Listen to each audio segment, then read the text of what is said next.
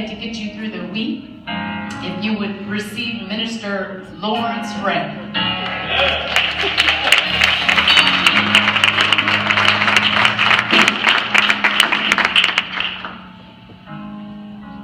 I just want to say that that's not fair, making me come behind her.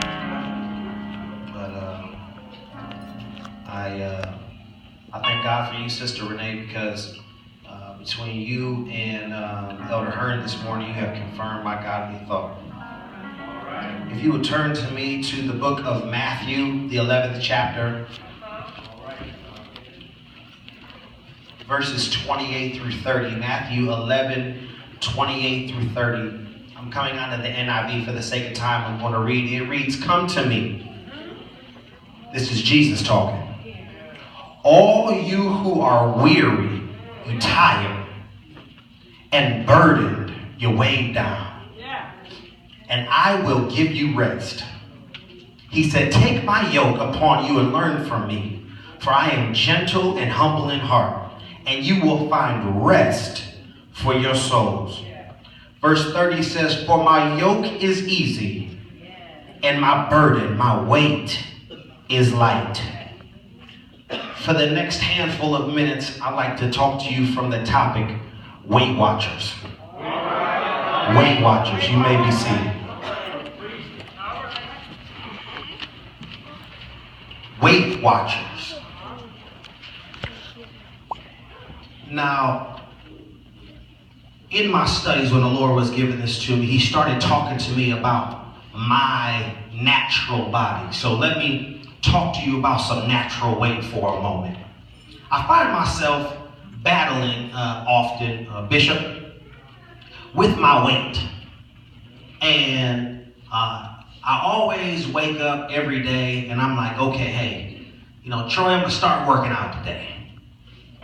Start working out. I have a whole gym at my house. But for some reason, something always happens where I don't go in and work out. And I found some things about weight. Elder Taylor, did you know that when you hold too much weight, it's bad for your heart? When you hold too much weight, Elder McKinney, it's hard to move around like you want to. You get tired, as the Bible would say, you get weary faster. Chasing around my girls, and they want me to dance with them, and they want me to do all this stuff. And by the time you do about 3 or 4 little turns, I find myself weary, just tired. Just got too much weight on me. Deacon Jacobs, the more weight you have, the harder it is for you to get good rest.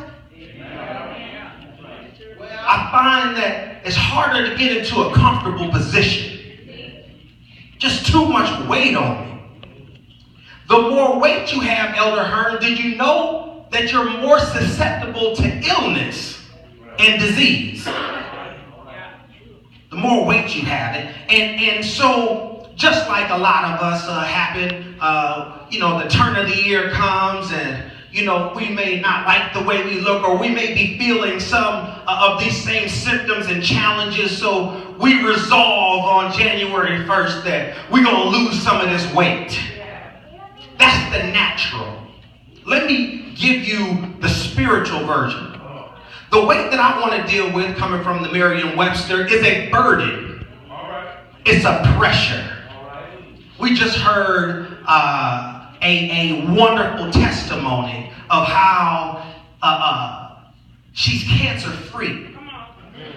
But Sister Ruffin told you that there was times that she came in here and just had a pressure. I don't know if I can take it.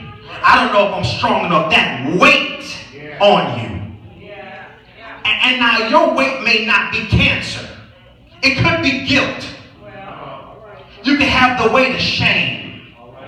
You can have the weight of sin. You just don't like what it is that you're doing and you out there.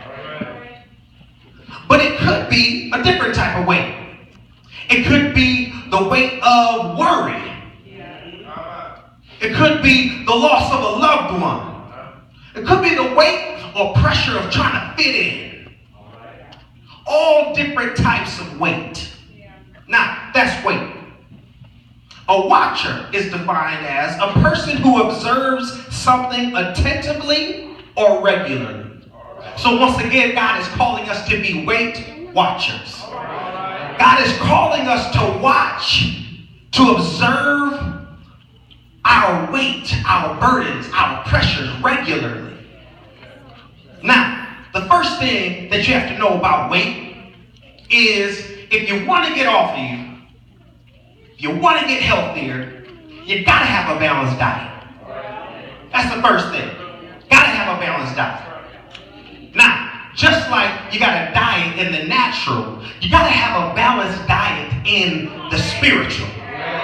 All right? You got to watch what you feed yourself to get this weight right. All right? Back when I was a kid, there was a commercial with some junk food and some regular food, and the commercial said, "You are what you eat." Saints, I come to tell you that that same thing is in the spiritual. You are what you eat. What you feed yourself, you will ultimately become. So you gotta watch this weight, so you can't just be feeding yourself junk all the time. You feed yourself junk all the time. I told somebody a few weeks ago, you feed yourself immorality, you're gonna become immoral. So while you trying to keep up with the Kardashians, and while you trying to keep up with everybody on Facebook and Instagram and Twitter and Snapchat, all that garbage you feeding yourself, that causes your diet to become imbalanced. You gotta watch what you feed yourself. Now, every good trainer, Elder Pettis, will tell you that diet alone just won't do it. You gotta have a proper balance of diet and exercise. Can I get a witness? Anybody know anything about trying to get this weight off? I know. Y'all might be weighed down, but I'm gonna come help you in a minute. Diet works best with exercise. You exercise so you can build up. You exercise so your muscles can develop. So if you can just write this down, I'll go with it. 2 Peter 1:5 and 6 in the Amplified. You don't have to turn there. Read it when you get home. But Peter says this, "For this very reason, adding to your diligence to the divine promises, employ every effort in exercising your faith." Why do you exercise your faith? To develop virtue, excellence, resolution, and Christian energy. Get your energy up. You got to exercise. He said, and in exercising virtue, what does that cause? You develop knowledge or intelligence. And in exercising knowledge, it causes you to develop self-control. Bishop, you don't hear me right now. And in exercising self-control, you develop steadfastness and patience, endurance. You know, you got to get your endurance up. You got to exercise if you want to get some endurance up, Elder McKinney, right? And in exercising steadfastness, you develop godliness. You got to have a balance of diet and exercise if you want to get this weight off you. Now, as I go to my seat, he gave me Weight Watchers, so you know, I'm not a spokesman, but I had to go to the website, Sherry. I had to go to the website to see. And it's funny, Weight Watcher had 3 points on their website. 3 points to try to let you understand this Weight Watchers. Their first point was, if not now, when? Deacon Lather, if not now, when? You see, my regimen, I always try to start it on Monday. I try to, I start it on the first of the week or the first of the month. No, why don't you get your weight right today? If some of y'all came in here burdened, some of y'all came in way down, and y'all saying, okay, I'll get to the altar at some point, I'll keep praying and fasting. No. Not then, not later. If not now, when?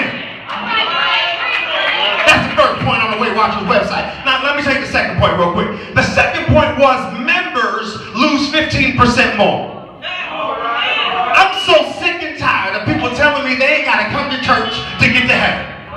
You don't have to come to church to get to heaven. But just like Weight Watchers will tell you, members lose 15% more. Why, Sister Logan, do members lose 15% more? Because something happens when you get around a community of individuals that's like-minded, that have one goal. See, just like Sister Ruffin said, there was a group of people that when I was down, I could lean on. That said, hey, are you doing all right?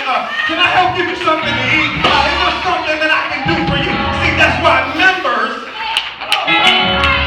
lose 15% more. You can do it on your own. Yeah, you can be, Westside Baptist and watch cakes on TV. That's fine. But members are going to lose 15% more.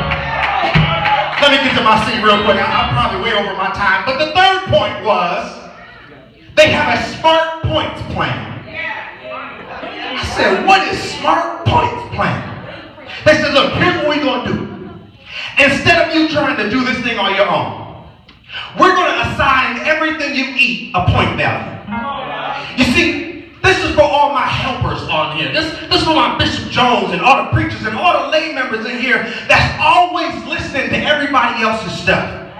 See, you're always the point person to call. Everybody calling you and you just taking it, and you just taking it, and you just taking it. See, the stuff that you eat, it's got a point value. And see, how it works is, once you reach your allotted amount of points for the day, you ain't allowed to eat no more.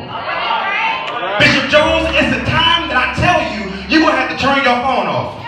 It's a time where everybody, to where you taking on everybody else's weight, and they end up weighing you down. And it's about time where you be like, yo, hey, I done reached my point level for the day.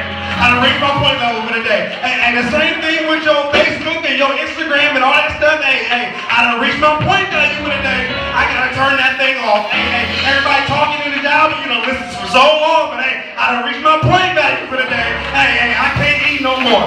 Look, here it is. Look, the Lord is making a plea to us. Come to me, all you weary and heavy burden. He's saying, exchange your weight for my weight. My yoke is easy. My burden is light. He said, look, you give me your guilt, I'll give you my guide. That's the Holy Spirit. You give me your shame, you give me your sin, I'll give you my fun. Come on, come on. You give me my worry, you give me your worry, I'll give you my word. Weight Watchers, be blessed.